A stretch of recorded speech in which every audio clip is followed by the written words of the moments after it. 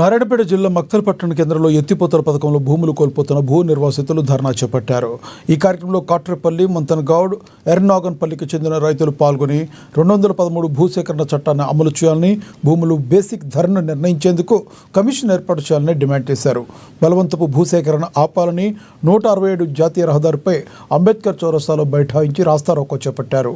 భూమి కోల్పోయిన రైతుకు ఇప్పుడున్న మార్కెట్ రేట్ వాల్యూ ప్రకారమే అంతకు మూడింతలు వేసి పరిహారం అందించాలని వారు విజ్ఞప్తి చేశారు.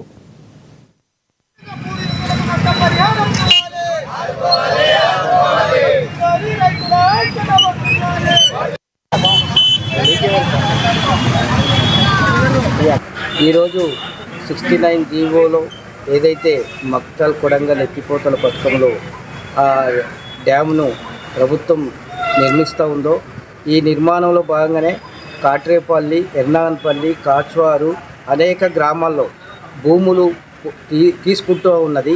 ఈ భూములకు బేసిక్ ధర నిర్ణయించకుండా ఈరోజు మార్కెట్ వాల్యుయేషన్కి తక్కువగా ఈరోజు 14 లక్షలు ఇస్తామనడము ఇది సబబు సరైన పద్ధతి కాదని చెప్పి ప్రభుత్వంతో కోరుతూ ఉన్నాం.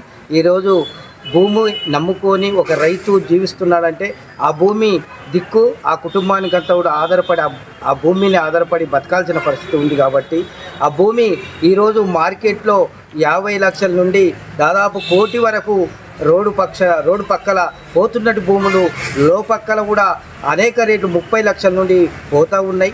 ఇటువంటి భూములను ప్రభుత్వమే నిరంకుశంగా రైతులను భయభ్రాంతులకు గురి చేస్తూ పాలక వర్గ ప్రజాప్రతినిధులు కావచ్చు, ఈరోజు ముఖ్యమంత్రి కావచ్చు, మన సొంత జిల్లా అయిన ముఖ్యమంత్రి గారు అనేక ఈ జిల్లా మీద ప్రేమ ఉండాల్సింది పోయి ఈరోజు నిరంకుశంగా రైతుల పక్షాన లేకుండా పక్షపాతిగా వ్యవహరిస్తూ బలవంతంగా భూసేకరణ చేస్తూ ఈరోజు బడా పెట్టుబడిదారు. ఈరోజు 69 జీవో ప్రకారం నారాయణపేట మక్తల్ ఎత్తిపోతల పథకానికి సంబంధించి ఈ కాచ్వారు, ఎర్నాగన్పల్లి గ్రామాల్లో భూసేకరణ జరిగింది. ఈ యొక్క భూసేకరణలో భూములు కోల్పోతున్న రైతులకు పరిహారం 14 లక్షలు ఇస్తామని చెప్పి మాట్లాడతాము. భూ నిరసితుల పోరాట కమిటీ ఆధ్వర్యంలో 2013 భూసేకరణ చట్టం ఏదైతే ఉందో మార్కెట్ ధరలకు అనుగుణంగా ఇప్పుడున్నటువంటి మార్కెట్ ధర 20 లక్షలు ఉంటే ఆ ధరని 20 లక్షలను మూడింతలు చేసి 60 లక్షల రూపాయలు పరిహారం ఇవ్వాలని చెప్పని 2000 భూసేకరణ చట్టాన్ని అమలు చేయాలని చెప్పని ఈరోజు ఆందోళన కార్యక్రమాలు చేస్తూ ఉన్నాం. ఇప్పటికీ నారాయణపేట జిల్లా వ్యాప్తంగా 22 రోజులు దశల వారీగా ఆందోళన కార్యక్రమాలు చేయడం అనేది జరిగింది. మొన్ననే మంత్రి గారి దగ్గర కూడా విన్నవించుకోవడం అనేది జరిగింది.